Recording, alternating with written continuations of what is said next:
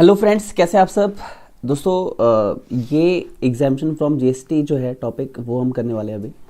और सर ये आपके एग्ज़ाम में 5 to 8 मार्क का आपके एग्ज़ाम में आता है सर। स्टडीमेट और ये जो मेरी बुक है जिसके पास सभी के पास वो सर डिक्टो वही है जो आपके एग्ज़ाम में आता है। और डिक्टो जैसा इन्होंने बनाया वैसे हमने बनाया डिक्टो, ठीक है सर। तो आपको परेशान होने की ज़रूरत नहीं है, बस हमने थोड़ा सा उसे और अच्छे तरीके से कर दिया है ताकि कम पेजेस में ज़्यादा कवरेज हो सके और टू द पॉइंट हो सके। सर एग्जामिशन का मतलब क्या होता है? क्या इनके ऊपर टैक्स लगना नहीं चाहिए? सर पहली बात तो लॉजिक सीखिएगा कि इसके ऊपर टैक्स लगना चाहिए, इसे सप्लाई मानना चाहिए और माना ही जाता है। लेकिन गवर्नमेंट ने ताकि पब्लिक को नुकसान ना हो, पब्लिक यानी वो जो गरीब लोग हैं, जो आम इंसान हैं, जो कम कमाते हैं, उनके ऊपर टैक्स का बर्डन ज़्यादा ना आए, इसलिए नेसेसरी आइटम्स को एग्जेम्पशन दी जाती है ताकि जो आम इंसान है उसके ऊपर टैक्स का बर्डन ज़्यादा ना जाए, ठीक है sir. Exemption from GST in India. तो सर सबसे पहली बात कि एग्जेम्पशन देने की जो पावर होती है वो श्री 108 गवर्नमेंट जी के पास होती है, और वही किसी भी गुड्स को या सर्विस को एग्जेम्पशन प्रोवाइड करवाते हैं। तो sir goods exempt from tax होना चाहिए, सर्विस एग्जाम्प्ट फ्रॉम टैक्स होनी चाहिए, ये आपके गवर्नमेंट जी जो है वो डिसाइड करती है।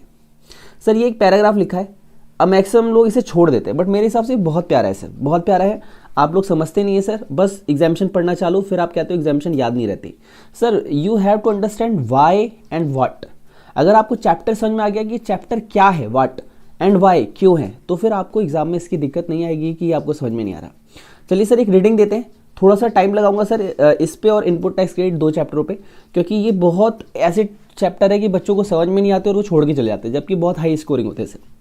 When a supply of goods and और service fall within the purview of charging section. मतलब सर सबसे पहली बात वो चार्जिंग सेक्शन के अंदर कवर्ड होते हैं, यानी उन्हें सप्लाई माना जाता है। अगर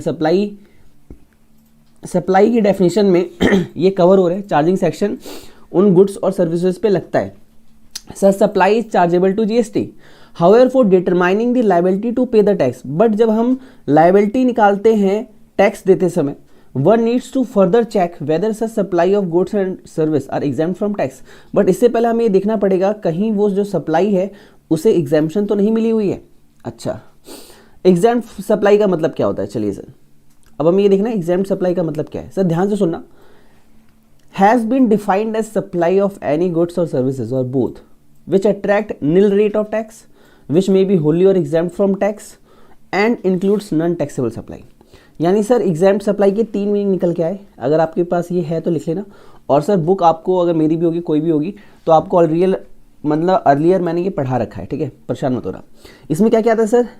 इसमें सर नील रेट आता है, और which may be wholly exempt from tax, और क्या हो सकता है sir? Wholly exempt from tax होता है, होली एग्जाम्प्ट फ्रॉम टैक्स। हो सकता है कि वो जो आप दे रहे हो वो पूरा का पूरा टैक्स से उसे एग्जाम्प्ट कर रखा हो, या non taxable supply, non taxable supply.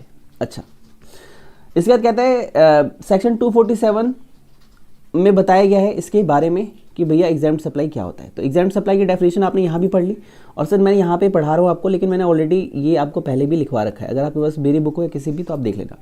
Non taxable supply का मतलब क्या है सर? यहाँ पे non taxable supply means a supply of goods और service which is not liable to tax, जिसपे टैक्स लगता ही नहीं है।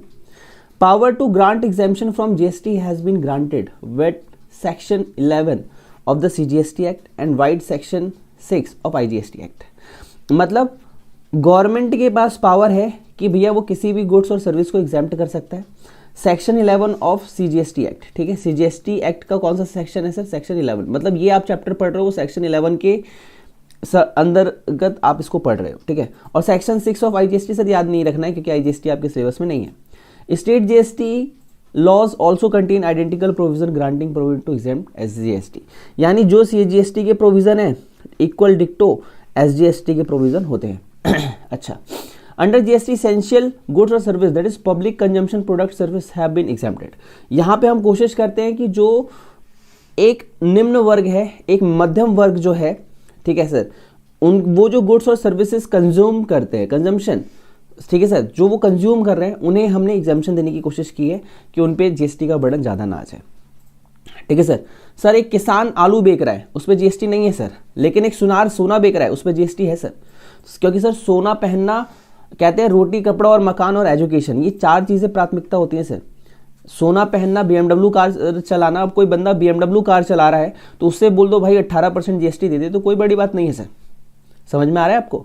जब वो इंसान इतना खर्च कर सकता है तो थोड़ा सा और गवर्नमेंट को भी दे दे, गवर्नमेंट का ही मुंह मीठा हो जाए, इसलिए जीएसटी ऐसे लगाया गया है। सर कोई इंसान दूध खरीदेगा सर, उस पर जीएसटी नहीं होगा सर, लेकिन अद्धा पौवा खरीदेगा तो उस पर टैक्स लगा हुआ है सर। क्यों? क्योंकि गवर्नमेंट चाहती है कि वो ना खरीदा जाए, उस पर तो डबल टैक्स भी आए तो कोई दिक्कत नहीं है, कम से कम इंसान थोड़ा कम तो पिएगा। ठीक है सर, ओके। जैसे उसने बताया सर, मिल्क हो गया, एग्स हो गया, कर्ड हो गए, लस्सी हो गए, फ्रेश वेजिटेबल्स हो गए, इन सभी आइटमों पे आपका नहीं लगाया जाता है, क्या नहीं लगाया जाता? जीएसटी नहीं लगाया जाता, इन सबको एग्जाम्पशन दी जाएगी। जैसे हेल्थ केयर सर्विसेज है, इन्हें भी एग्जाम्पशन दी गई है। तो हम यहाँ पे क्या देख रहे हैं सर? हम यहाँ पे हमारे सिलेबस में हमारे क्या है? List of service exempt from GST. हम कौन सी लिस्ट देखेंगे? जिस पे जीएसटी नहीं लगता हमारे सिलेबस में, यानी सप्लाई ऑफ गुड्स वगैरह की बातें सर यहाँ इतनी नहीं की गई है, यहाँ सर्विस से रिलेटेड बात की गई है सर, सीए इंटर में, और चाहे आपका ओल्ड सिलेबस आईपीसीसी हो, दोनों में सेम है सर। सर ये आप बहुत अच्छा पढ़ा रहे हो, आपने तो हमें रीज़न बता दिया सर ये क्यों किया जाता है। यस सर, एक टीचर का यही काम होता है सर, और कोई बड़ा काम नहीं होता। पढ़ने वाले आप सभी हैं सर, लेकिन टीचर एक फोकस क्रिएट करवाता है आपसे कि वाई एंड वेयर। ठीक है, कैसे पढ़े, क्या पढ़े और कब पढ़े, यही डिसाइड करना काम होता है, बस मार्गदर्शन करना। बाकी आपका काम है सर आप कितनी मेहनत से पढ़ेंगे। तो सर ये प्रोविज़न एग्जाम में आएगा नहीं सर, ये एक बार आप मेरे साथ रीड कर रहे हो, एक बार कभी और रीज़न, मतलब एक बार और कभी रीड कर लेना बस। ये रटने वाला सेक्शन नहीं है सर, ये बस एक बार पढ़ने वाला है। जहाँ पे याद करवाना होगा मैं आपको करवा दूंगा। ठीक है, ये है सेक्शन 11 ऑफ सीजीएसटी एक्ट और सेक्शन 6 ऑफ आईजीएसटी एक्ट, दोनों सेम है सर। तो सर हमें कौन से याद रखना है सर? हमें, अगर आप याद कर सकते हो तो सेक्शन 11 करना।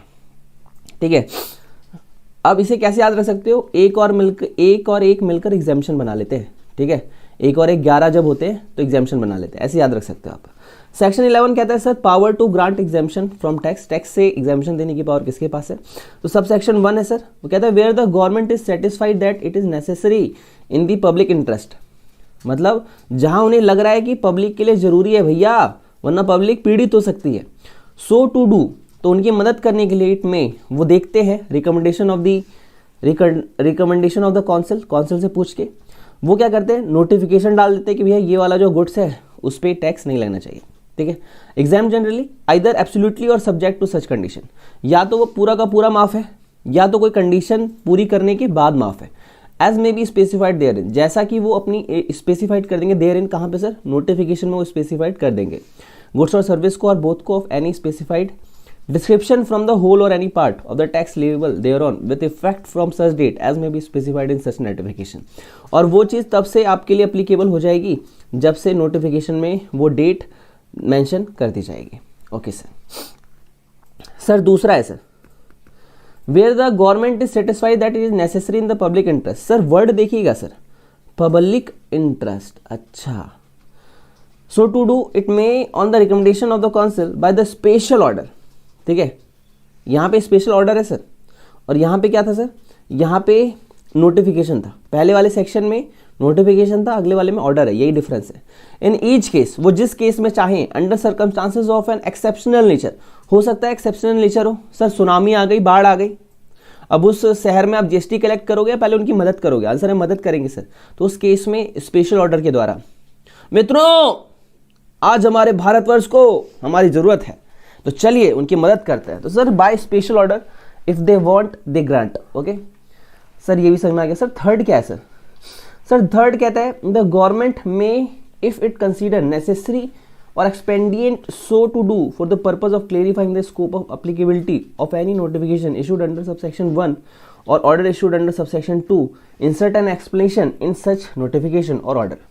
इसका मतलब यही है सर, यही है सर थर्ड का मतलब कि अगर देखो थर्ड सबसेक्शन का मतलब क्या है कि अगर सबसेक्शन 1 और सबसेक्शन 2 को समझने में कोई दिक्कत आ रही है तो गवर्नमेंट नोटिफिकेशन के द्वारा मतलब explanation, insert and explanation. Sir यहाँ पे एक वर्ड है, मैं दोबारा से हाईलाइट करूंगा, ये देखिए सर आप, इंसर्ट एंड एक्सप्लेनेशन मतलब एक्सप्लेनेशन को से एक्सप्लेनेशन के द्वारा हम उन चीज़ों को क्लेरिफाई करने में आपकी मदद कर सकते हैं। Sir this is the bare act. Okay good. अब मैं सर एक बार अपनी बुक भी आपको दिखा दूँ, जैसा भी चीज़ें हैं यहाँ पे। तो सर हमने और थोड़ा अच्छे से इसी चीज़ को लिख दिया, थोड़ा सा और पॉइंट में डालते हुए कि आपको दिक्कत ना हो, और ये चीज़ें ऐसे जो है 10 हो जाती है। और ये एक्सप्लेनेशन है सर यहाँ पे नीचे, ठीक है, और ये एक्सप्लेनेशन भी आपके स्टडी मेट से ही है, ये देख सकते हैं सर। सर यही कमाल है सर बुक का, बस हम सिंप्लीफाई कर देते हैं चीज़ों को कि पढ़ने में बेटरमेंट फील हो आपको। सेम डिक्टो सर वही चीज़ें हैं जो आपने यहाँ देखी, बट मैं तो कहूँगा सर इस चैप्टर को मेरी बुक से भी अगर ना हो तो परेशान मत होना, इस चैप्टर को कोशिश करना यहीं से पढ़ने के लिए। सेकंड राउंड में किसी भी ऑथर की बुक, चाहे मेरी बुक क्यों ना हो, तब आप सेकंड राउंड में फॉलो करना। फर्स्ट राउंड में जैसे जैसे मैं आपको पढ़ा रहा हूँ यहाँ से आप पढ़ते जाइएगा। Okay good. अब सर ये इन्होंने नोट, जो बातें मैंने आपको वैसे बताई ना अभी समझा के बेयर एक्ट के थ्रू, ये इन्होंने चार्ट के थ्रू बताई है। तो ये सर आपका होमवर्क है, एक बार रीड आउट कर लेना, और सर जितना मैं मार्क कर रहा हूँ बस उतना ही पढ़ना है, आपका सब कुछ कवर हो जाएगा। ओके सर अब यहाँ पे बताया कि भैया कुछ गुड्स हैं जिन्हें एग्जाम्प्ट किया गया है टैक्स से। जैसे एग्जाम्पल क्या है sir, item such as unbranded atta, maida, बेसन। सर अनब्रांडेड आटा है उसे भी आपने एग्जाम्प्ट कर रखा है, ऐसा क्यों? सर एक बात बताओ, कोई इंसान क्या करता है, उसके पास बहुत अच्छा खेत है, वो आटा पिसवाता है, और फिर जो गरीब आसपास उसके मोहल्ले वाले होते हैं वो आटा खरीद के ले जाते हैं 8 रुपये किलो, 10 रुपये किलो। अब कौन जाए मार्केट में? अब वो तो अनब्रांडेड हुआ, वो आशीर्वाद आटा, शक्तिभोग आटा नहीं है, तो उस पर जीएसटी आप मांगोगे? यार कंजम्पशन की चीज़ें जो एक आम इंसान के लिए ज़रूरी है उस पर जीएसटी नहीं लगाते हैं। आपको इस चैप्टर का पर्पज़ ये समझ में आना चाहिए। ओके तो सर ये आपके सिलेबस में नहीं, सर ये नहीं पढ़ना, आपको पढ़ना है सर्विसेज के बारे में, list of services exempt from tax. तो सर मैं एक बार आपको यहाँ से भी दिखा दूंगा, एक बार अपनी बुक के थ्रू भी दिखा दूंगा, आपको क्लियर हो जाएगा। ठीक है, सबसे पहले ये बात करते हैं sir charitable and religious activity related service. Okay तो सर यहाँ पे सर देखो एग्जाम्शन का रूल क्या कहता है, एग्जाम्शन किसे मिलती है? जो समाज के फायदे में हो, समाज के हित में हो। सर चैरिटेबल मतलब मैं कुछ दान कर रहा हूँ सर, ठीक है सर, दान कर रहा हूँ तो भी क्या मेरे ऊपर वो लग जाना चाहिए सर जीएसटी? यही क्वेश्चन है सर यहाँ पे कि एग्जाम्शन दी जाएगी कि यार कोई इंसान मरते समय अपनी आंखें दान कर रहा है, अब आगे किडनी दान कर रहा है, आप उसको लो भाई जीएसटी दो तब मरना, ऐसा कैसे होगा? कॉमन सेंस लगाना पड़ेगा। रिलीजियस एक्टिविटी सर, ठीक है, आप किसी ने अपने घर में मौलवी साहब को बुलाया है, ठीक है, फादरी साहब को बुलाया है, पंडित जी को बुलाया है, और वो आके गॉड ब्लेस यू माई सन कह रहे हैं, या दूधो नहाओ पूथो कल कह रहे हैं, ठीक है, या अल्लाह तुमको बरकत दे कह रहे हैं, उस पर तुमने उससे मांग ले 500 रुपये, ये सर जीएसटी दो 18%, आपने इनको आशीर्वाद दिया है, तब आशीर्वाद देने के लिए भी जीएसटी देना पड़ेगा क्या? कॉमन सेंस लगाओ, ठीक है, ऐसे याद रखोगे तो आपको कभी दिक्कत ही नहीं आएगी। सर सबसे पहले सर ये एंट्री नंबर क्या है? सर ये जिस एंट्री के थ्रू यहाँ लाए गए वही उसका नंबर है, परेशान नहीं होना है। क्या ये याद रखना है? नो सर, इंटर लेवल पे याद नहीं रखना, कंटेंट याद रखना है। जो इस तरफ वाली जो कंटेंट है डिस्क्रिप्शन ऑफ सर्विसेज की, यहाँ पे आपको फोकस करना है। Service bye an entity registered under section 12AA, मतलब अगर आपकी जो एंटिटी है ऑर्गेनाइजेशन, अगर वो 12AA के अंदर कवर होती है इनकम टैक्स एक्ट के, किसके सर? इनकम टैक्स एक्ट के, तो आपकी सभी एक्टिविटीज़ को चैरिटेबल एक्टिविटीज़ माना जाएगा। नहीं समझे आप कि भैया इन सभी एक्टिविटीज़ को चैरिटेबल एक्टिविटीज़ माना जाएगा। ओके अब सर ये क्या कह रहे हैं? Services by a person by way of, मतलब ये जो काम किए जा रहे हैं, जो ये एक्टिविटीज़ की जा रही हैं, बाय अ पर्सन कोई व्यक्ति कर रहा है, या बाय वे ऑफ उस तरीके से कर रहा है। सर कंडक्ट रिलीजियस सेरेमनी, ओम फट स्वाहा मंगलम भगवान विष्णु मंगलम गरुणध्वजम मंगलम पुंडरी पाक्षाय मंगलाय तनोहरि। सर ये रिलीजियस सेरेमनी है। क्या आप सलीम अकबर से शादी करना चाहती हैं मोहतरमा? कबूल है सर, रिलीजियस एक्ट सेरेमनी, ठीक है, किसी भी धर्म को यहाँ पे नहीं बांटा गया है, यहाँ पे ये कहा गया है जो भी रिलीजियस है, ठीक है, आप कुरान पढ़ रहे हो, आप पूजा पाठ कर रहे हो, ठीक है, या फिर आप चर्च में जा रहे हो, कोई भी रिलीजियस सेरेमनी है, ठीक है सर, तो आपको वहाँ पे क्या दी जाएगी? एग्जाम्पशन दी जाएगी, आपको इस पर जीएसटी पे नहीं करना होगा। ओके उसके बाद सर बी पॉइंट यहाँ पे इन्होंने डिफाइन करने की कोशिश की है। बी पॉइंट का सर करक्स ये है कि अगर आप रूम को रेंटिंग पे दे रहे हो, सर रूम को रेंटिंग पे देने की कहाँ से बात आ गई सर? तो सर यहाँ पे बात ऐसे आ रही है यहाँ पे पिछले टाइम में पिक्चर्स थी, अब यहाँ पे हटा दी गई हैं pictures. Sir renting of room मतलब मान लो मैं मथुरा वृंदावन की बात करता हूँ, वृंदावन जी, ठीक है, मेरा वृंदावन सरकार। अब वृंदावन जी गए, वहाँ पे 7 दिन की भागवत कथा होती है, ठीक है, भागवत कथा होती है, ओके। तो सर वहाँ पे अब सारे लोग आए हैं, उन्हें कहीं बैठाना पड़ेगा, उनके खाने पीने का बंदोबस्त करना पड़ेगा। तो सर वही वो कहा जा रहा है कि अगर आपकी जो एंटिटी है वो 1000 रुपये या उससे ज़्यादा चार्ज कर रही है तो टैक्सेबल है। अगर, और सर पर डे है सर, मंथ का नहीं है सर, ध्यान रखना। सर एक एक दिन के 1000 रुपये चार्ज कर लेते हैं, हाँ सर बिल्कुल, ठीक है। वहाँ पे जो दुकानें लगाई जाती हैं इन लोगों को क्या कहते हैं, मतलब जो भी होता है उनका, जो भी रिलीजियस एक्टिविटीज़ होती है, दुकान इन द सेंस कि वो जो सेल आउट करते हैं ना, बुक वगैरह, माला वगैरह और ताबीज वगैरह, वो सारी चीज़ जो भी होती है, उसकी भी जो दुकानें भी लगा के बेच रहे हैं ना, भाई साहब प्रसाद हमसे लेके जाओ, नारियल और जो भी है, तो वो उनके लिए कह रहे हैं। उसके बाद रेंटिंग ऑफ प्रीमाइसेस, आप अपनी कोई भी प्रीमाइसेस मतलब जैसे कम्युनिटी हॉल हो गया जहाँ पे यज्ञ हो रहा है, ठीक है, जैसे कई बार बोलते हैं 1008 पंडित लोग बैठ के यज्ञ करेंगे, तो कम्युनिटी हॉल्स वगैरह होते हैं। उसके बाद कल्याण मंडप है या फिर ओपन एरिया है, अगर वहाँ पे 10,000 रुपये या उससे ज़्यादा चार्ज किए जा रहे हैं तो जीएसटी है, अगर इससे कम है तो इस पर जीएसटी नहीं है पर डे, ओके। उसके बाद रेंटिंग ऑफ शॉप, आप अपनी जो शॉप है उसे किराए पे दे रहे हो, ठीक है, या अदर स्पेसेस फॉर बिजनेस है। सर यहाँ पे था रेंटिंग ऑफ रूम, आप रुकने के लिए, यानी ये जो यात्रीगण आए हैं उनके लिए। सर इन दोनों में क्या अंतर है, रेंटिंग ऑफ रूम और renting of shop? Sir room उनको मिलता है जो वहाँ पे आए हैं घूमने फिरने, और शॉप उनकी होती है जो वहाँ रह के दुकानें चला रहे हैं, ठीक है, फॉर बिजनेस और कॉमर्स पर्पस। अब बिजनेस और कॉमर्स पर्पस के लिए तो हम ओवरऑल 10,000 और मोर पर मंथ यहाँ पे देखेंगे, ठीक है, ओके सर, ओके। तो सर यहाँ पे आपको क्या क्या क्या है, इस तरीके से इसको टेबल वगैरह बना के दे दिया गया ताकि आपको याद करने में इसमें हेल्प मिले, ठीक है, ओके।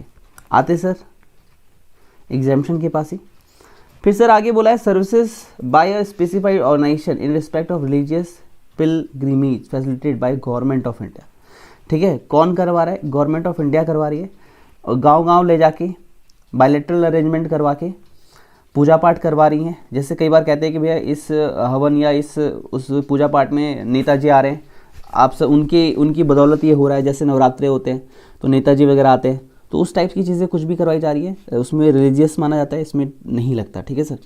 क्या नहीं लगता सर, क्या नहीं लगता इसमें जीएसटी नहीं लगता। उसके बाद है services by way of training और coaching and recreational activities. Sir ये रिक्रिएशनल एक्टिविटीज़ क्या होती है? रिक्रिएशनल मतलब लोगों के अंदर उस चीज़ को डेवलप करवाना। जैसे कोई डांस करना चाहता है तो सर डांस की एक्टिविटी डेवलप करवाना रिक्रिएशनल एक्टिविटीज़ है।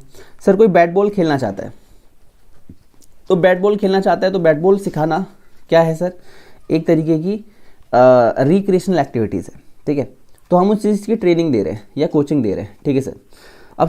अब स्पोर्ट्स है, स्पोर्ट्स में सर जैसे मान लो क्रिकेट है हमारा बेस्ट गेम, लोगों को बहुत पसंद आता है, या कबड्डी हो गया, मान लो जो भी है, कोई भी चैरिटेबल एंटिटीज़ करा रही है जो कि 12AA में रजिस्टर्ड है। सर याद रखना कोई भी नहीं, कौन है सर यहाँ पे आता है जो 12AA में रजिस्टर्ड हो। अब सचिन तेंदुलकर जी हैं, आजकल कुछ नहीं कर रहे, उन्होंने अपनी ऑर्गेनाइजेशन बना ली, 12AA में इनकम टैक्स में अपने आप को रजिस्टर करा लिया, अब वो बैट बॉल खेलना सिखा रहे हैं, तो वो यहाँ पे आते हैं। उसके बाद है आर्ट्स और कल्चर मतलब कथक डांस, ठीक है, कथक डांस, ठीक है। कोई बोलता है hip hop dance, ballet dance, sir वो हमारा आर्ट और कल्चर नहीं है, माफ़ी चाहूँगा सर, आप लोगों को बेशक पसंद हो, लेकिन वो हमारा आर्ट और कल्चर नहीं है। आप कथक डांस वगैरह करवा रहे हो तो आपको यहाँ पे एग्जाम्शन यहाँ पे दी जाएगी, ठीक। सर मैंने आपको इतना पढ़ा दिया, इतना एग्जाम के लिए सफिशिएंट है। सर एनालिसिस है यहाँ पे, तो क्या सर हमें ये पढ़नी है? सर आपकी मर्जी है सर, मैं कुछ भी यहाँ पे नहीं कहूँगा। सर ये इतनी बड़ी डेफिनेशन यहाँ पे दी गई है, ठीक है, तो क्या ये आपको पढ़नी है? सर ये चैरिटेबल एक्टिविटीज़ का मीनिंग डाला है ICAI ने आपके लिए, ठीक है, यहाँ से लेके कि भैया एक चैरिटेबल एंटिटीज़ के क्या क्या काम होते हैं। तो सर आपके पास अगर ये वाली बुक भी होगी तो यहाँ पे आपको ये जो डेफिनेशन है वो मिल जाएगी, लेकिन इस तरीके से लिखिए कि आप पढ़ सको। अब इसमें सर यहाँ पे ICAI ने क्या किया, 3 पेजों में डाल दिया, इसमें 2-3 पेजों में, तो दिक्कत हो जाती है पढ़ने में, हाँ ठीक है सर। और यहाँ पे सर होटल अकोमोडेशन वगैरह, मतलब वो हॉस्टल अकोमोडेशन, सर ये नया है, सर ये नया है, इसको मार्क करिएगा। सर ये क्या है ज़रा पढ़ाइएगा सर। सर ये कहता है hostel accommodation services provided by trust to student. वो जो ट्रस्ट है, ट्रस्ट सर कौन सी ट्रस्ट? जो सर योगा करना सिखा रही है, या फिर आपको आपके अध्यात्म के बारे में सिखा रही हैं, भागवत कथा करना सिखा रही है, तो सर उनके कुछ चेले चपाटे होते हैं। चेले चपाटे गंदा वर्ड नहीं है सर, चेले चपाटे कहना मतलब जो उनके साथ जो उनके स्टूडेंट है, उनके जो विद्यार्थी है वहाँ रह रहे हैं। Do not fall within the ambit of the charitable activities eight defined above. Sir ये हाईलाइट करिएगा सर, ये मोस्ट वांटेड है सर। लिख लीजिए सर, नोट कॉपी लीजिए सर, लिखिए इसे, ये एग्जाम में आ सकता है। तो सर अपने जो स्टूडेंट को रहने के लिए होटल की सर्विस दे रहे हैं, हॉस्टल की सर्विस दे रहे हैं, उसमें टैक्स नहीं लगता जीएसटी का। However accommodation service in hostel including such services provide by trust having declare tariff below 1000 per day. अगर टैरिफ के अकॉर्डिंग अगर हम चेक करें, सर ये डिक्लेयर टैरिफ क्या होता है? मतलब वहाँ पे लिखा हुआ है साफ साफ कि अगर आप यहाँ पे रहोगे तो 1000 रुपये आपको देना पड़ेगा पर डे के हिसाब से, 1200 रुपये देना पड़ेगा, 1500 रुपये देना पड़ेगा, तो सर जीएसटी लग जाएगा। अगर आप खुद ही चार्ज कर रहे हो अपने बच्चों से, तो हम क्यों ना लें? सर देखो, धर्म वहीं तक है जब तक हमारे संस्कृति को आगे बढ़ाया जा रहा है। अगर आप उस पर पैसा कमाओगे तो गवर्नमेंट कहेगी जब तुम कमा रहे हो तो हम भी सही, ठीक है। तो अगर आप उन्हें फ्री दे रहे हो, ऐसी दे रहे हो एम्बिट ऑफ चैरिटेबल एक्टिविटीज़, कि भैया आप उन्हें क्यों करवा रहे हो? क्योंकि हम उन्हें ये सब करना सिखा रहे हैं। अब रामदेव बाबा हैं, उनके चेले चपाटे जो योगा करना उनसे एक्सपर्ट बन रहे हैं उनकी तरह, तो उनके लिए माफ़ है, ठीक है। लेकिन आप ही डिक्लेयर कर दे रहे हो कि इतना चार्ज लगेगा, तो हमें भी दे दो यार। डिक्लेयर टैरिफ मतलब आपने पहले ही क्लियरली मेंशन कर रखा है 1000 रुपये, या फिर आपने कह रखा है सर 900 रुपये तो बेड चार्जेस है, 300 रुपये खाने का चार्जेस है, तो ओवरऑल तो 1200 ही हो गए ना। ये चीज़ देखनी पड़ेगी यहाँ पे, ठीक है। ये एक बार मार्क कर लेना सर, ये मेरे हिसाब से एग्जाम में पूछा जा सकता है, हाईलाइट।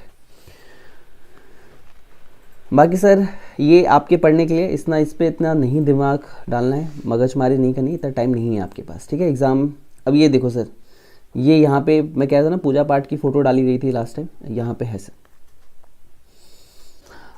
फर्स्ट पार्ट में सर हमने रिलीजियस सेक्टर के बारे में पढ़ा था। अभी मैं सेकंड प्रायोरिटी पे एजुकेशन को रखूँगा, थर्ड पे हॉस्पिटल को रखूँगा, फिर फोर्थ नंबर पे इससे ऊपर जो हमारा गिवन है एग्रीकल्चर उसको रखूँगा सर, ठीक है। तो आप परेशान ना हो, मैं सारे ही इंपॉर्टेंट एग्जामिनेशंस आपके साथ डिस्कस करने वाला हूँ, और आपका स्टडी मैट है सर लेटेस्ट, इसके थ्रू ही हम पढ़ने वाले हैं, ओके। सर ये देखिए क्या कहता है टॉपिक, हमारा टॉपिक का नाम है सर एजुकेशन सर्विसेज, ठीक है सर। सर क्या एजुकेशन प्रोवाइड की जा रही है? सर एग्जामिनेशन पढ़ने से पहले उसका पर्पज़ याद रखना कि वो हमेशा पब्लिक के बेनिफिट में होनी चाहिए, और हम ऐसी चीज़ों पे जीएसटी ना लगाने की कोशिश करें जो कि एक आम इंसान की ज़रूरत होती है, ठीक है सर। सर एंट्री नंबर 66 है सर, इसमें याद करना है नहीं सर, कंटेंट याद रखना है बस। कह रहा है सर्विस प्रोवाइडेड मतलब सर्विस दी जा रही है, सर्विस प्रोवाइड मतलब सर्विस दी जा रही है बाय किसके द्वारा?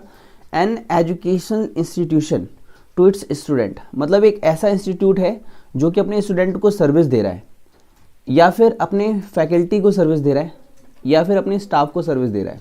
अच्छा, इसका मतलब ये हुआ कि कोई भी अगर एजुकेशनल इंस्टीट्यूट है और वो अगर स्टूडेंट को, फैकल्टी को और स्टाफ को सर्विस देगा, तो उस पर जो भी वो सर्विस दे रहा है, बच्चों को पढ़ाने की सर्विस, फैकल्टी आ रहे हैं, टीचर हैं, पढ़ा रहे हैं, जा रहे हैं, वहाँ का स्टाफ है, शायद हो सकता है कि वहाँ पे हाउसकीपिंग वगैरह की सर्विस हो, वो लोग जो वहाँ पे आ रहे हैं सभी लोग, ठीक समझना सर। एजुकेशनल इंस्टीट्यूशन मतलब वहाँ के स्टूडेंट को सर्विस दी गई, जो भी पढ़ने वाले विद्यार्थी है, फैकल्टी एंड स्टाफ दोनों को एक साथ रखा गया कि भैया इन दोनों को भी कोई फैकल्टी या स्टाफ को सर्विस दी जा रही है, तो उस पर आप जीएसटी चार्ज नहीं करेंगे।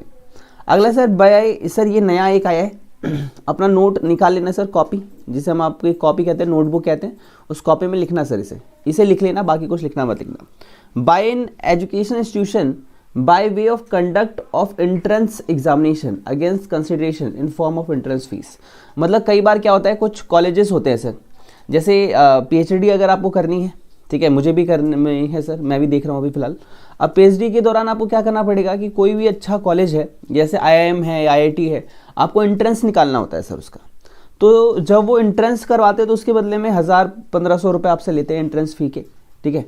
कंडक्ट ऑफ एंट्रेंस एग्जामिनेशन, तो वो जो भी एग्ज़ाम जो है कंडक्ट करवा रहे हैं एंट्रेंस का, ठीक है, कंसिडरेशन लेके, पैसे लेके, अगर वो एंट्रेंस एग्जाम के लिए आपसे पैसे चार्ज कर रहे हैं तो सर इसी से भी आप जीएसटी के पॉइंट ऑफ व्यू में शामिल ना करें, और अगर आप कर रहे हैं शामिल तो सर हम एग्जामिनेशन के थ्रू माफ़ करते हैं कि आप उनसे टैक्स जीएसटी का ना वसूलें। अच्छा सर, ऊपर वाला था बाय एन एजुकेशनल इंस्टीट्यूशन, मतलब कि एजुकेशनल इंस्टीट्यूशन देगा। ये क्या है, टू एन एजुकेशनल इंस्टीट्यूशन, कि ये सर्विसेज जो आपका पहले वाला था वो कार्य था जो एजुकेशनल इंस्टीट्यूशन है वो दे रहा है, अब यहाँ पे कह रहा है वो ले रहा है। टू एन, सर वर्ड को आप लोग करते नहीं है, दिक्कत ये आती है। टू यानी वो सर्विस ले रहे हैं।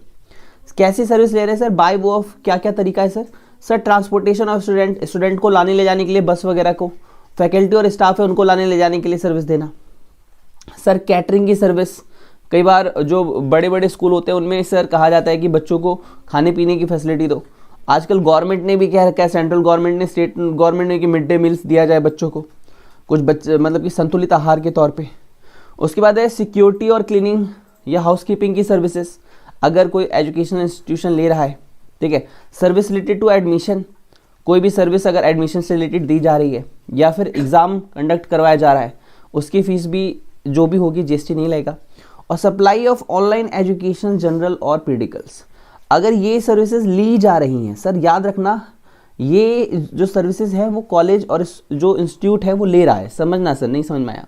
ये सर्विस जो आपका एजुकेशनल इंस्टीट्यूशन है अगर वो ले रहा है तो यहाँ पे एजुकेशनल इंस्टीट्यूशन सर्विस ले रहा है तो वो एग्जाम्पशन में रखा गया है। लेकिन सर ये पांचों सर्विस 1 2 3 4 5 ये सबको नहीं मिलेगी। कैसे मिलेगी वो आप ज़रा देखो, यहाँ पे पढ़ना सर, ये बहुत इंपॉर्टेंट है सर। बच्चे इसको नहीं पढ़ेंगे, बस ऊपर वाला कंटेंट देख के चले जाएंगे और गलती हो जाएगी। However nothing contained in subsection 1 2 and 3, मतलब 1 कौन सा हो गया सर? सर 1 हो गया ये वाला, 2 हो गया ये वाला एंड 3 हो गया ये वाला। 3 shall apply to an education institution other than institution providing service by way of pre-schooling education and education up to higher secondary education or equivalent। Sir मतलब ये कि क्लास 12 तक, क्लास जो आपकी 12th है वहाँ तक सर्विस नंबर 1 जो कि ट्रांसपोर्टेशन के बारे में बात करता है, सर्विस नंबर 2 जो कि कैटरिंग सर्विस की बात करता है, ठीक है, मिड डे मील्स की बात करता है, और service number 3 house keeping service की बात करता है। तो ये जो सर्विस है अगर ये कौन ले रहा है सर, एक 12th क्लास तक का स्कूल ले रहा है, क्लास 12 तक, मतलब मैंने क्लास 12 में सबको शामिल कर लिया, 10th 12th और उससे पहले के सभी स्कूल, अगर वो ये सर्विस ले रहे हैं तो उनको अगर आप ये बिल देंगे, मतलब कोई भी मतलब कि ऑर्गेनाइजेशन है जो ट्रांसपोर्टेशन की सर्विस दे रहा है या कैटरिंग की सर्विस दे रहा है या हाउसकीपिंग की दे रहा है, तो इसे हम एग्जाम्पशन में रखते हैं और वो अपने बिल पे जीएसटी नहीं लगाएंगे, कहने का ये मतलब है। अच्छा ठीक है सर, आगे क्या कह रहा है वो? आगे वो कह रहा है further nothing content in subsection 5, ये तो 3 हो गया, 3 तक हो गया। अब वो कह रहा है नथिंग कंटेंट इन सबसेक्शन 5, ये जो है ठीक है, फिफ्थ मैं कलर चेंज कर दूँ क्या इसका? लो जी कलर चेंज कर देता हूँ। ये जो 5th पॉइंट है वो कह रहा है shall apply to an institution providing service by way of pre school education and education up to higher secondary. अब ये क्या है, शैल अप्लाई एन इंस्टीट्यूशन और education is part of approval vocational education courses. मतलब 5th वाली service किसको मिलेगी sir? 5th वाली सर्विस किसको मिलेगी sir? Pre school education and education up to higher secondary school और इक्विवेलेंट, यानी क्लास 12 तक के जो स्कूल हैं उन्हें ये सर्विस दी जाएगी, प्लस कोई वोकेशनल एजुकेशन है, वोकेशनल एजुकेशन कोर्स, वो ये सर्विस दे रहे हैं। कौन सी सर्विस दे रहे हैं sir? Supply of online education general और पीडिकल्स, ठीक है, वोकेशनल एजुकेशन सर्विसेज। अगर ये कौन दे रहा है? कोई भी क्लास 12 तक का स्कूल दे रहा है या वोकेशनल एजुकेशन। वोकेशनल सर क्या होता है सर? जैसे इंग्लिश स्पीकिंग का कोर्स चलता है, कई बार मोबाइल रिपेयरिंग, लैपटॉप रिपेयरिंग, ये ऐसे कोर्स हैं जो 3 से 4 महीने में सीखे जा सकते हैं और आप एक अर्निंग पर्सन बन सकते हैं, तो इसे वोकेशनल एजुकेशन सर्विस कहते हैं। अगर ये सर्विस इनको दी जा रही है तो इस बिल पे जीएसटी नहीं लगेगा, यानी फाइनली ये जीएसटी बियर नहीं करना पड़ेगा। ओके सर समझ में आ गया सर, लेकिन थोड़ा सा कंफ्यूजिंग। आई कैन अंडरस्टैंड ठीक है सर। अब इसके लिए मैं क्या करता हूँ, आपको एक चार्ट की तरफ ले चलता हूँ, ठीक है सर। ये देखो ये समझना है आपको, और ये आपको समझ में आ गया तो कोई दिक्कत नहीं होगी, और ये चार्ट सर आप बना लेंगे, ठीक है, अच्छे बच्चों की तरह कॉपी पेन निकालो और इसे बना लो। सर ये क्या कहता है? ट्रांसपोर्टेशन की सर्विस, कैटरिंग की सर्विस, सिक्योरिटी की सर्विस एग्जैम्प्ट है only supply to schools, school मतलब क्लास 12, ठीक है, ओके। और यहाँ पे स्कूल का मतलब इन्होंने क्या बताया है, एजुकेशनल इंस्टीट्यूशन का प्री स्कूल और हायर सेकेंडरी स्कूल, ये स्कूल का मतलब है। मतलब मैं सिंपल सी बात कहूँ, क्लास 12 तक की जो भी स्कूल है, अगर उन्हें ट्रांसपोर्टेशन की, कैटरिंग की, सिक्योरिटी की सर्विस दी जाएगी तो भैया एग्जाम्प्ट होता है, वो जीएसटी में कवर्ड नहीं है। उसके बाद supply of online education general periodicals, ये जो ऑनलाइन कई बार होता है, ऑनलाइन ही एग्जामिनेशन फॉर्म भरे जाते हैं, ऑनलाइन ही जनरल्स वगैरह प्रोवाइड किए जाते हैं, ठीक है। ये जर्नल, इसकी स्पेलिंग लिख लेना सर, जर्नल। और पीरियडिकल्स की जो कह रहा है exempt if supplied to college, ठीक है। अब याद ये रखना है सर, ये याद रखने वाली बात है, ये आप भूल नहीं सकते। ये वाला पॉइंट सिर्फ किसके लिए अलाउ है सर, सिर्फ सर कॉलेज के लिए अलाउ है और सबके लिए अलाउ नहीं है, ठीक है। और कॉलेज में कौन सी सर, कॉलेज हो गया, यूनिवर्सिटी हो गई, institution providing education for qualification recognised by law. तो सर इसमें आईसीआई भी शामिल है सर, क्योंकि वो ऑर्गेनाइज बाय लॉ है, ठीक है। और सर आपको पता है कि आईसीआई का जो संविधान लागू हुआ था 1949 में हो गया था, ठीक है।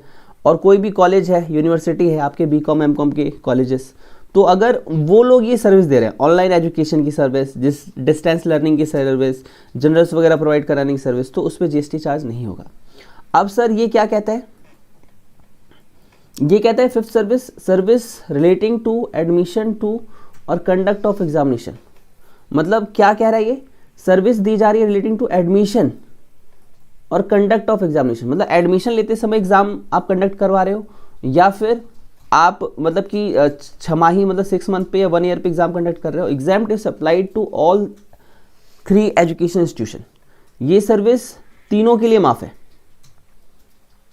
सर, तीनों के लिए माफ है। मतलब सर तीनों के लिए मतलब 12 तक है तो भी माफ है, वोकेशनल है तो भी माफ है, ठीक है, या फिर कॉलेज यूनिवर्सिटी है तो भी माफ है, ठीक है। वो ये कहना चाहता है इस चार्ट के थ्रू। अब ये चार्ट आपको समझ में आ गया तो अच्छी बात है, आप लिख लेना सर, इसका मतलब अब आपको क्लियर हो जाएगा, ओके। उसके बाद सर छोटी छोटी बातें, ये वाली बातें हैं सर, यहाँ पे 5 स्टार कर लेना सर, लिख लीजिए, आपके काम आएगा। लिखा है service supplied by educational institution. Service supplied by मतलब हम दे रहे हैं, किस किस की service, any service supplied by education institution to its student और एनी फैकल्टी और स्टाफ। कोई भी सर्विस आप दे रहे हो सर, वर्ड है एनी सर्विस, ठीक है। हमारे सिलेबस में अभी क्या चल रहा है, सर्विस गुड्स के बारे में बातें नहीं चल रही है।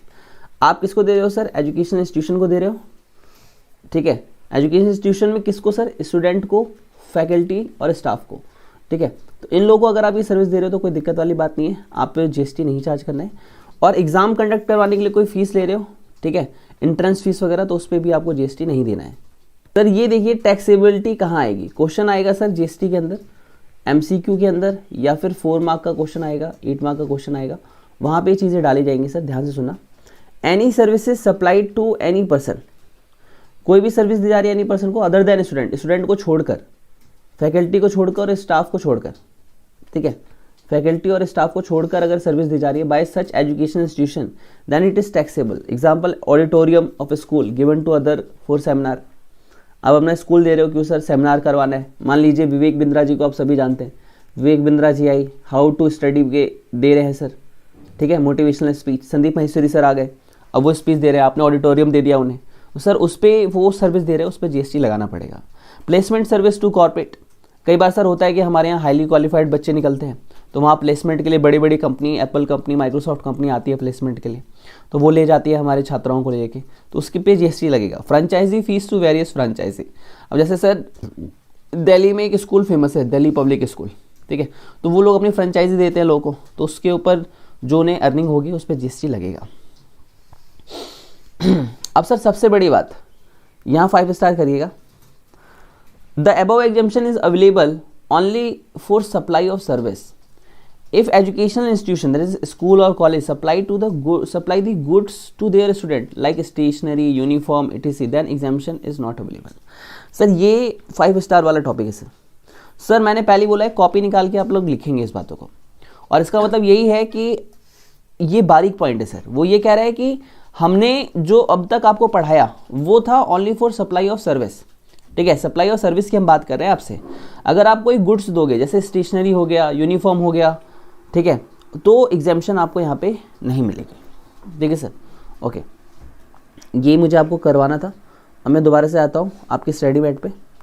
सर इसके बाद देखिए सर अगला है, सेम है सर IIM के लिए, IIM, ठीक है सर, IIM हो गया, ये IIT हो गया। ये लोग क्या करते हैं सर, ये एंट्रेंस एग्जाम लेते हैं, जो एंट्रेंस में क्लियर करता है उसे ये सीट देते हैं अपने यहाँ पे। तो इस पे यही बताने की कोशिश की गई है कि अगर ये लोग सेंट्रल गवर्नमेंट की गाइडलाइंस के अकॉर्डिंग अगर काम करवा रहे हैं, ठीक है सर, टेस्ट ले रहे हैं, एंट्रेंस टेस्ट ले रहे हैं, तो सर उस पर आप GST चार्ज नहीं करेंगे। उसके बाद सर ऐसा ही सेम प्रोविज़न है 2 year for full time PhD। वो कह रहे हैं कि आप इसके लिए कोई कंडक्ट कर रहे हो और कैट का एग्ज़ाम रखवा रहे हो। सर कैट के एग्ज़ाम होंगे, आप अभी गवर्नमेंट के लिए नहीं गए हैं, अगर गवर्नमेंट के लिए जो बच्चों ने अप्लाई किया होगा उन्हें पता होगा, कैट वगैरह के एग्ज़ाम होते हैं, वो क्वालिफाई करने पे ही आपको क्या कहते हैं सीट मिलती है। तो आपको अगर आप वैसा कर रहे हैं और एंट्रेंस फी वगैरह पे कर रहे हैं तो उस पर आपको GST चार्ज नहीं होगा। उसके बाद फेलो प्रोग्राम इन मैनेजमेंट, ऐसे ही कुछ फेलो मतलब जैसा ऊपर बता रहे हैं वैसे कुछ प्रोग्राम अगर मैनेजमेंट में चलाए जा रहे हैं, या 5 year integrated programme in management, या आप MBA वगैरह कर रहे हैं या कुछ भी कर रहे हैं उसके लिए ऐसा हो रहा है, तो आपको GST यहाँ पे चार्ज नहीं होगा। सर इतना काफ़ी है सर पढ़ना, बाकी एनालाइज है सर आप पढ़ सकते हो इसमें। सर अभी आपका काम है एक बार पढ़ना, ठीक है। ये एक चार्ट जरा एक बार देख लो मेरे साथ, यहाँ पे होमवर्क में डाल दूँ क्या, चलो होमवर्क में डाल देता हूँ, ये पढ़ लेना sir. Conduct of degree courses by college, university और institution covered in sub clause 2, yes, reason given है सर। ये छोटी छोटी बातें सर एक बार पढ़ लेना आप, अब यहाँ पे परेशान होने वाली बात नहीं है। सर यहाँ पे एजुकेशनल इंस्टीट्यूशन का मतलब गिवन है सर, क्या होता है, तो प्री स्कूल एजुकेशन यानी क्लास 12 तक, education curriculum qualification recognise by any law यानी ICI बेस्ट, या फिर BCom MCom, फिर अप्रूव्ड वोकेशनल एजुकेशन, जैसे मैंने आपको मोबाइल रिपेयरिंग, लैपटॉप रिपेयरिंग के बारे में बताया, तो वो सब इसमें शामिल हो जाते हैं, ठीक है सर। बाकी इसमें कोई पढ़ने वाली बात स्पेशल नहीं है, अब आप छोटी छोटी बातें उन्हें पढ़ सकते हैं। बाकी कोई भी दिक्कत आएगी तो RTP MTP आने के बाद हम एक बार और डिस्कस करेंगे, ठीक है सर। सर एक छोटी सी बात यहाँ पे ला के रखी गई है, नई बात है सर, एक बार इस पर रीडिंग में आपकी डलवा देता हूँ। कॉलेज हॉस्टल मेस सर्विस, कि भैया कॉलेज और हॉस्टल जो है अगर वो मैस की सर्विस दे रहे हैं तो क्या होगा। सर क्या कहता है, education institution generally have mess facility, खाना पीना खिलाते हैं, for providing food to their student and staff, कि भैया वो अपने स्टूडेंट को और स्टाफ को भोजन करवा देते हैं। Such facility is either run by institution, student themselves और outsource to a third party. कई बार क्या होता है, इंस्टीट्यूशन अपने यहाँ पे ही 2-3 बावर्ची रख देता है, खाना बनवा लेते हैं, या कई बार बच्चे ही खाना बनाते हैं, सब खा लेते हैं, या कई बार आउटसोर्स कर दिया जाता है थर्ड पर्सन को। If the catering service is one of the service provided by the educational or institution to student, faculty, staff, and the said educational institution is covered by the definitions of educational institution as given above, then the same is exempt। कि मान लो अगर ये वैसे ही service दे रहे हैं जैसा कि हमने आपको बताया, और दूसरी बात कि आप उन सभी डेफिनेशंस में आते हो एजुकेशन इंस्टीट्यूशन की जो हम बता रहे हैं, तो कौन सी सर्विस बता रहे हैं सर, ये जो बताया था ना यहाँ पे, कौन सा एजुकेशन इंस्टीट्यूशन है ये। अगर आप इस डेफिनेशन में आते हो और आप वैसे ही खाना पीना खिला रहे हो जैसा हम कह रहे हो, तो सर आप एग्जाम्प्ट हो, आपको टेंशन लेने वाली बात यहाँ पे नहीं है, ओके। उसके बाद if the catering service that is supply of food और ड्रिंक इन अ मैस और अ कैंटीन, मतलब कोल्ड ड्रिंक वगैरह बना के पिला रहे हो आप, ठीक है, जैसे कोका हो गया, माजा हो गया, is provided by any one two other than education institution, और ये प्रोवाइड कर रहा है कोई और। अब कोका कोला तो कैंटीन प्रोवाइड कर रही है, लेकिन इनडायरेक्टली तो कोका कोला कंपनी प्रोवाइड कर रही है ना, that is the institution outsource the activity to outside contractor, कि इसकी सर्विस अगर आपने किसी बाहर वाले को दे रखी है कि भैया आप कोल्ड ड्रिंक वगैरह दे दो, समोसे वगैरह दे दो, तो इसके लिए वो कह रहा है then it is a supply of service, तो इसे हम सप्लाई ऑफ सर्विस मानेंगे और इस पर GST लगेगा। तो सर ये एक MCQ के तौर पे भी आ सकता है और प्रैक्टिकल क्वेश्चन का भी पार्ट बन सकता है, और ये मैंने आपको बहुत अच्छे से अभी फिलहाल करवा दिया है, ठीक है, ओके, इतना काफ़ी सर। अगला आता है health care services. Health care अभी पढ़ ले क्या, चलो अभी पढ़ लेते हैं। सर ये क्या कह रहे हैं, सर्विस की डिस्क्रिप्शन दी हुई है यहाँ पे हेल्थ केयर सर्विस के बारे में बताया गया कि सर कौन कौन सी हेल्थ केयर सर्विस है, इसे भी इस पार्ट में खत्म कर देते हैं। सर कह रहा है service by way of veterinary clinic in relation to health care of animal और बर्ड्स। सर ये क्या कह रहा है, ये कहता है जीव जंतु यानी पक्षी वगैरह है, आपका कोई पालतू एनिमल वगैरह है, अगर आप उसके लिए सर्विस बाय वेटरनिटी क्लिनिक, ऐसी क्लिनिक जो कि पशु पक्षियों का इलाज करती है और उनकी हेल्थ केयर करवाती है, तो भैया यहाँ पे आप उसे एग्जाम्शन में रखेंगे, उनसे आप जीएसटी चार्ज नहीं करेंगे। जो उस पशु पक्षी के रखवाले मतलब जो उनको पालन पोषण करते हैं उन लोगों पे जीएसटी चार्ज नहीं करेंगे। अगला है service by way of. Bye way of मतलब हम सर्विस दे रहे हैं। कौन कौन दे रहे हैं? कोई भी हेल्थ केयर सर्विस है, ठीक है sir, by a clinical establishment, वो अपने क्लिनिकल इस्टेब्लिशमेंट के थ्रू सर्विस दे रहा है। एन ऑथराइज्ड मेडिकल प्रैक्टिशनर और अ पैरामेडिक्स, ठीक है सर। अन ऑथराइज्ड मेडिकल प्रैक्टिशनर मतलब डॉक्टर, ठीक है। आप कुछ लोग वर्ड सुना होगा सर्जनिस्ट, कि भैया ये हार्ट की सर्जरी करते हैं, तो सर ये मेडिकल प्रैक्टिशनर मतलब कि जो डॉक्टर लोग प्रैक्टिस में काम कर रहे हैं, या पैरामेडिक्स मतलब जो दवाई वगैरह दे के भी सॉल्व कर देते हैं चीज़ों को। Service provided bye way of transportation of a patient in a ambulance, या फिर हम पेशेंट को क्या करते हैं उसके घर से यहाँ पे लाते हैं, मतलब ये जो एम्बुलेंस आप देख रहे हो, ठीक है, ये सर्विस क्या करी जा रही है कि भैया हम उनको ला रहे हैं और ले जाने की सर्विस दे रहे हैं। अदर देन दो स्पेसिफाइड इन ए अबव, मतलब यार ए कह लो या बी कह लो, अगर ये लोग सर्विस दे रहे हैं, यानी कोई हॉस्पिटल सर्विस दे रहा है या फिर कोई ट्रांसपोर्टेशन की सर्विस हॉस्पिटल के द्वारा दी जा रही है, तो इसे एग्जाम्पशन में रखा गया है। पूछो सर क्यों? अब एक बंदा है, मान लो वो बीमार है, हार्ट अटैक आ गया, उससे बोल रहे हैं भाई पहले तो 10,000 रुपये प्लस 18% जीएसटी दे, तब गवर्नमेंट की मतलब क्या चार्ज ऑफ जीएसटी में कवर होता है, तब जाके तो हॉस्पिटल में भर्ती हुई हो। तो सर यार आपने वो एक एग्जाम्पल सुना होगा मुन्ना भाई का। मुन्ना भाई वो डीन से क्वेश्चन करता है, ए डीन, अगर कोई इंसान मर रहा होगा तो फॉर्म भरना जरूरी है क्या? तो आप कोई वैसी फनी हंसी आएगी यहाँ पे, इसीलिए शायद जीएसटी बनाने वालों ने मुन्ना भाई देखी हो, इसलिए उन्होंने इस पे जीएसटी में टैक्स नहीं लगाया। उसके बाद सर है service provided by the cord blood banks by way of preservation of the stem cell और any other service in relation to such preservation. Sir इसमें क्या क्या होता है? इसमें सर इस तरीके से मान लो कि जो चाइल्ड होता है जब उसका जन्म होता है तो उसकी जो नाभि होती है वो उसकी मम्मा से, ठीक है, मम्मी से क्या करती है, अटैच होती है। तो ये जो नाभि होती है, डॉक्टर ने पता लगाया है कि इस नाभि की वजह से आने वाले टाइम में बहुत सारी जो बीमारियां हैं वो सॉल्व हो सकती हैं अगर इस नाभि को बचा के रखा जाए। तो वो आपसे 1-2 लाख रुपए, 20,000 रुपये, 50,000 रुपये लेके आपकी नाभि को सुरक्षित रखते हैं बच्चे की, ताकि फ्यूचर में कोई दिक्कत आए तो उसका इलाज किया जा सके। तो सर ये सर्विस भी अगर वो आपको दे रहे हैं तो आपको जीएसटी में एग्जेम्प्ट किया जाता है। ओके सर, सर बहुत अच्छा पढ़ाया आपने, थैंक यू। यार ज़्यादा तारीफ सुनने की आदत नहीं है, बस। सर एक है यहाँ पे थोड़ी सी डेफिनेशन है, पता होना चाहिए कि रिकॉग्नाइज सिस्टम ऑफ मेडिसिन का मतलब क्या होता है। आप एलोपैथी दे रहे हो, योगा दे रहे हो, नेचुरलपैथी दे रहे हो, आयुर्वेदा दे रहे हो, होम्योपैथी दे रहे हो, सिद्धा दे रहे हो, यूनानी दे रहे हो, और एनी सिस्टम ऑफ मेडिसिन दे रहे हो, अगर वो सेंट्रल गवर्नमेंट ने रिकॉग्नाइज कर रखा है, ठीक है, तो आप जीएसटी में कवर नहीं होंगे, ठीक है। ओके, इन चीज़ों को ऐसे याद रखना है, थोड़ा बहुत पढ़ते रहना है, आपको इजी रहेगा। और क्लिनिकल एस्टेब्लिशमेंट का मतलब यहाँ दिया हुआ है, पढ़ लेना यार, इतना एग्जाम के पॉइंट ऑफ व्यू से जरूरी नहीं है। बस क्लिनिकल एस्टेब्लिशमेंट का मतलब वो रखना कि भैया जिसने इंडिया के अंदर रिकॉग्नाइज अपने आप को करवा रखा है और ऐसी सर्विस दे रहा है जिससे लोगों का इलाज होता हो, ठीक है। और यहाँ पे छोटी छोटी चीज़ें, अब ये कुछ चीज़ें हैं सर, ये थोड़ा सा मुझे अभी आपको डील करवाना है, मैं आपको डील करवा देता हूँ इसे, इंपॉर्टेंट है सर। सर यहाँ 5 स्टार लगाइएगा, जितना एग्जाम्पशन पड़ा उससे ज़्यादा जरूरी ये है। Rent of room provided to inpatient, आपका कोई पेशेंट है, आप उसे रूम प्रोवाइड करवा रहे हो, अब क्या करोगे? तो sir rent of room provided to inpatient in hospital is exempt. अब यार कोई मरीज आया है, अब मरीज आया है तो वो रुकेगा ही ना 1-2 दिन, अब उसको कोई बीमारी हो गई तो सर एग्जेम्प्ट है, सिंपल सी बात। अच्छा, service provide bye senior doctor और कंसल्टेंट और टेक्नीशियन, अगर हॉस्पिटल हायर कर रहा है सीनियर डॉक्टर को या फिर कंसल्टेंट को, टेक्नीशियंस इंडिपेंडेंटली, यानी उनके ही साथ में कोई टेक्नीशियन के साथ ही कोई बंदा है उसे आप रख रहे हो, such person do not have any contract with the patient, और हम पेशेंट को नहीं जानते, जो डॉक्टर आ रहा है वो पेशेंट को नहीं जानता, वो हॉस्पिटल के बुलाने पे आया है, hospital pay them consultancy charges, और वो हॉस्पिटल उन्हें कंसल्टेंसी चार्जेस देता है, प्रोफेशनल जो डॉक्टर होते हैं उन्हें। There is no employer employee relationship between them, उनके बीच में कोई भी एम्प्लॉयर एम्प्लॉय रिलेशनशिप नहीं है। It is clarified by CBIC, ठीक है, पहले CBEC एक्साइज एंड कस्टम होता था, लेकिन एक्साइज एंड कस्टम हटके अब CBIC हो गया। That service provide by such senior doctor और कंसल्टेंट टेक्नीशियन वेदर एम्प्लॉइज और not are health care services which are exempt from, तो सर इस केस में वो एग्जाम्प्ट माना जाएगा। सर बहुत अच्छा पढ़ा रहे हो आप, थैंक यू। नालाई को नोट कर लेना, इसे कॉपी में कॉपी कर लो यहाँ से, बहुत ज़रूरी है सर, ठीक है।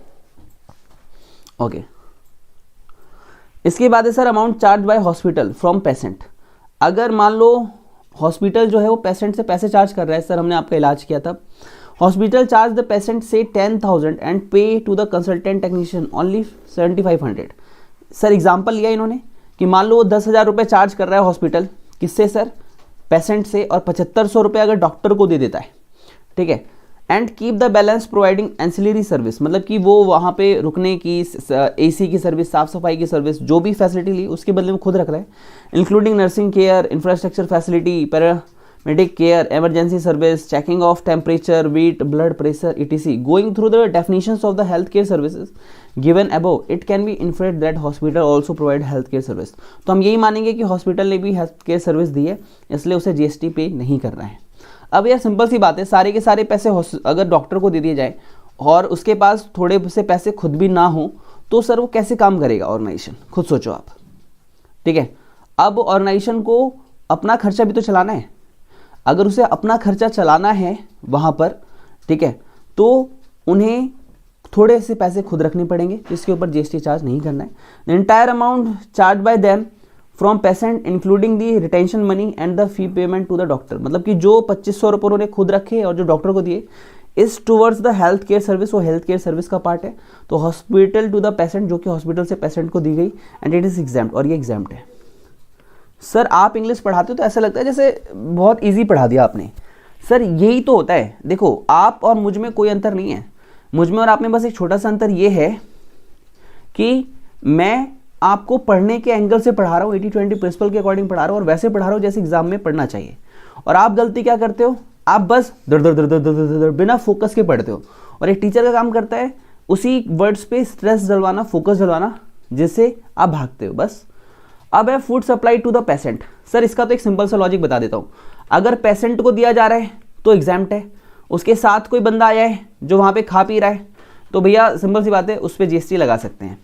अब सर सिंपल सा एक और एग्जांपल देता हूँ कि अभी जनवरी स्टार्टिंग ऑफ दिस ईयर, पिछले ईयर की बात है 2018 की, मेरे भाई को पथरी हुई थी, ठीक है।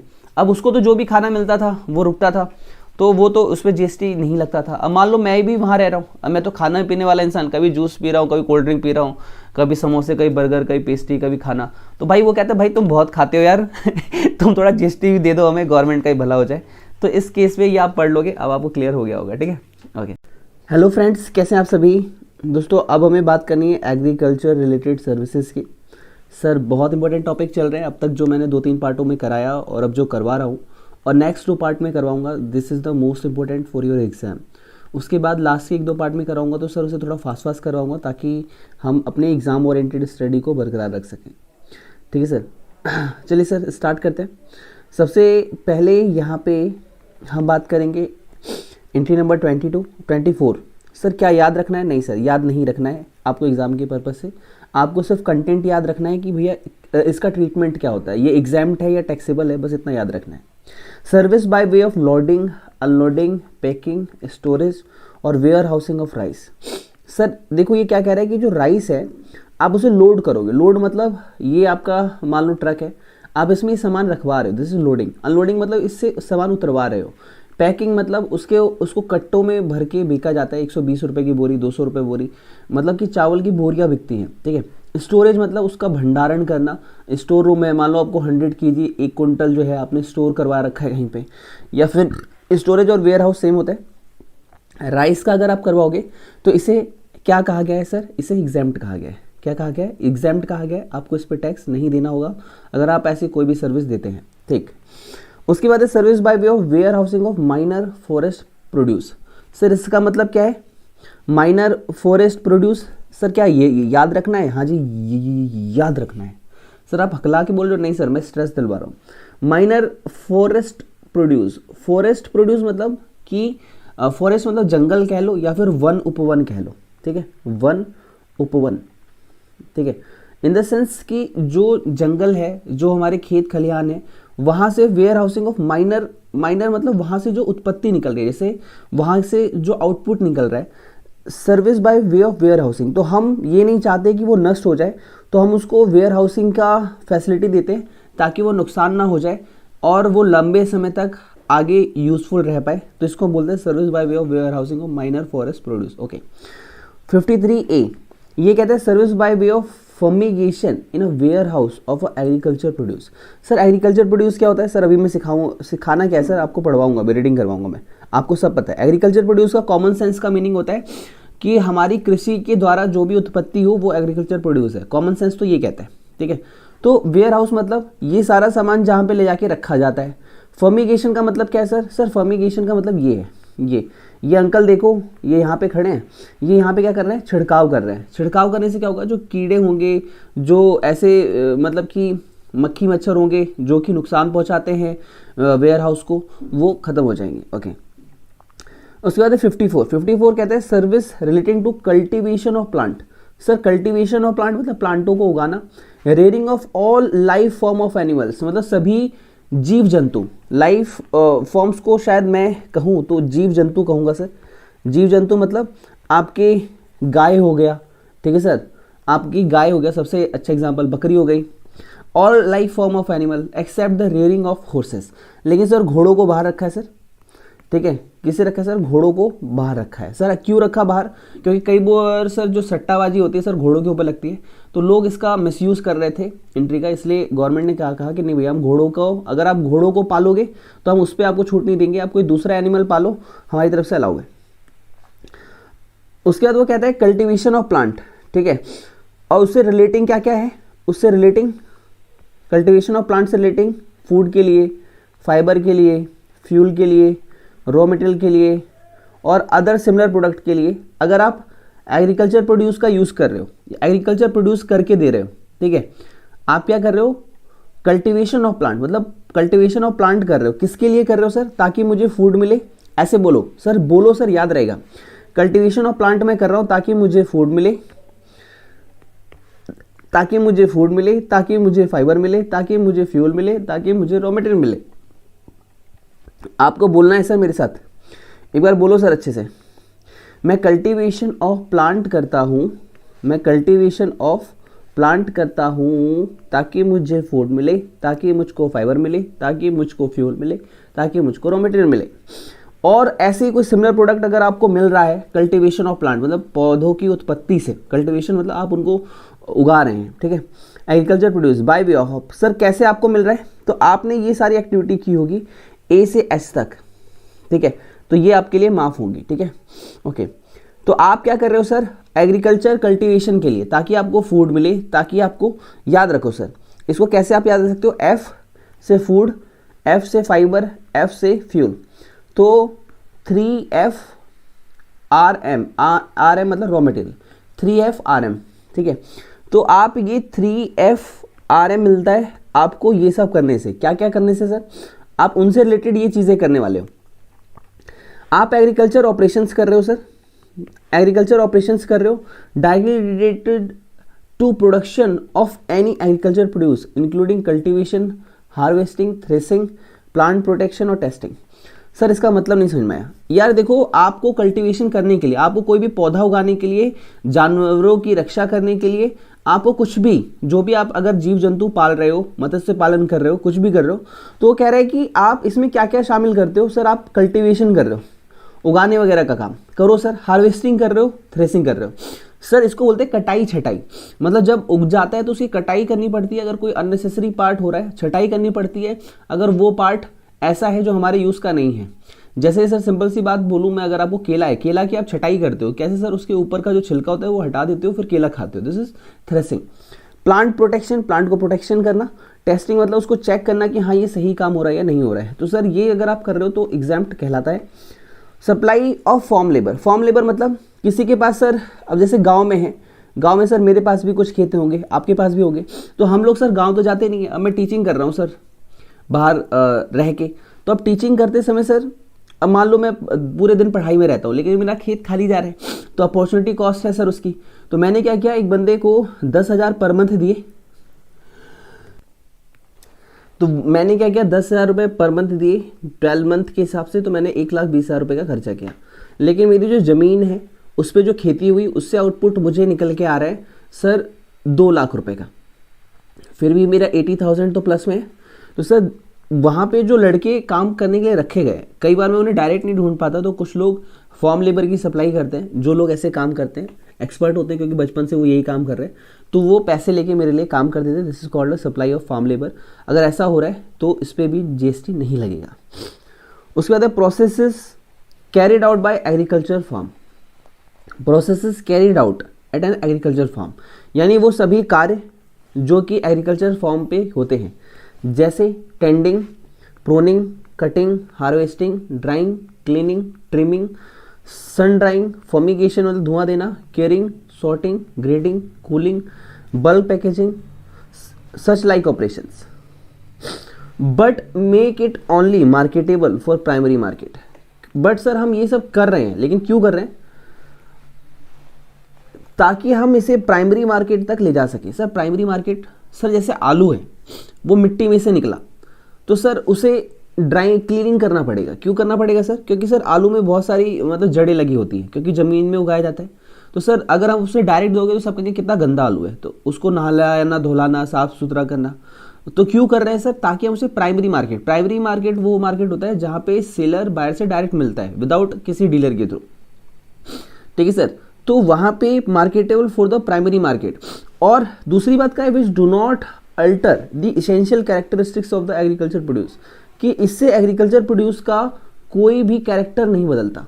सर कैरेक्टर नहीं बदलता एग्रीकल्चर प्रोड्यूस का, इसका मतलब क्या हुआ? सर इसका मतलब ये हुआ कि मान लो आलू है, वो चिप्स नहीं बनता, आलू आलू ही रहता है। अब सर ये प्राइमरी मार्केट था, सेकेंडरी मार्केट क्या करेगा? सेकेंडरी मार्केट क्या करेगा? सेकेंडरी मार्केट जो आपका पोटैटो होता है, ठीक है, उसको कन्वर्ट कर देगा चिप्स में। ये होता है सर सेकेंडरी मार्केट। तो हम बात कर रहे हैं कि आलू आलू ही रहना चाहिए, पोटैटो ऑलवेज बी पोटैटो। तो उसकी वो बात कर रहे हैं। अगर आप ऐसा कुछ काम कर रहे हो और उन सब कामों में आप ये सब यूज़ कर रहे हो, सर ये सब हमें याद कैसे रहेगा? एग्जाम में लिखना पड़ेगा? नहीं सर, आपको लिखना नहीं है, इनकी रीडिंग देनी है। इसकी जब जब आप पढ़ोगे ये टॉपिक, तो जब जब जितनी बार रीडिंग दोगे ये कहीं ना कहीं दिमाग में सेट होता जाएगा। आप गलती क्या करोगे कि आप इसे रटने लोगे तो भी टाइम वेस्ट है, आप इसे नहीं पढ़ोगे तो ये आपकी मिस्टेक है। आपको रीडिंग देनी है सर, जितनी बार रीडिंग दोगे कहीं ना कहीं आपके सबकॉन्शियस माइंड में चीज़ें फीड होती जाएंगी। तो आपको परेशान नहीं होना है, बस रीडिंग देनी है, आपका एग्जाम का क्वेश्चन सॉल्व हो जाएगा। ठीक है सर, ओके। उसके बाद है सर रेंटिंग और leasing of agro machinery. Sir मशीनें होती हैं बड़ी बड़ी, या फिर वैकेंट लैंड होते हैं किसी के पास बड़ी बड़ी ज़मीनें, तो वो क्या करते हैं? सर मेरा काम तो हो गया, अब मान लो मशीन लाया था मैं, मेरी खेती होती है 6 महीने की, 6 महीने मेरी खेती हो गई, बचे 6 महीने खाली है। किसी ने कहा भैया हमें भी दे दो, हमारा भी खेत हो जाए, तो हम दे देते हैं। तो हम लीजिंग कर देते हैं सर, रेंटिंग और लीजिंग, ठीक है, उधार पे देते हैं, कोई दिक्कत नहीं सर। सर इस पर लगाओगे जीएसटी? नहीं सर, नहीं लगाना। उसके बाद sir loading, unloading, packing, storage और warehousing of agriculture produce. Sir इसमें और उसमें क्या अंतर है जो पहले पढ़ा था? सर इसमें है एग्रीकल्चर प्रोड्यूस, यानी कुछ भी एग्रीकल्चर का प्रोड्यूस हो रहा है तो माफ है। और जब आपने ऊपर पढ़ा था तो वो only for the purpose of rice था, ठीक है, only the purpose of rice, rice के लिए ही क्या था। और ये एंट्री जो है वो सबको इंडिकेट करती है, ये वाली। इसके बाद sir F point agriculture extension service. Sir extension service का मतलब क्या है? सर यहाँ पे एक्सटेंशन का मतलब है उनको लिखाना पढ़ाना, खेती के बारे में उन्हें जागरूक करवाना, ठीक है। यहाँ पे एक्सटेंशन का मतलब आप लिख सकते हो एजुकेशन एंड ट्रेनिंग, एजुकेशन और ट्रेनिंग। जब हम उन्हें एजुकेशन दे रहे हैं, ट्रेनिंग दे रहे हैं ताकि वो और एक्सपर्ट बन सके, तो इसे क्या बोलते हैं? एक्सटेंसिव सर्विस देना। और सर कोई भी बंदा है, ये जी पॉइंट क्या कहता है? सर जी पॉइंट कहता है कि कई बार डायरेक्ट सेल कर नहीं पाता, आपका जो किसान है वो डायरेक्ट सेल नहीं कर पाता, तो वो किसी एजेंट की सर्विस यूज़ करता है, तो उस सर्विस पे जीएसटी ना लगाए, क्योंकि फिर जो किसान है सर उन्हें ज़्यादा पैसे देने पड़ जाएंगे इनडायरेक्टली। कहीं ना कहीं 100 रुपये में जो काम हो रहा है 18% जीएसटी है, वो 118 रुपये में होगा।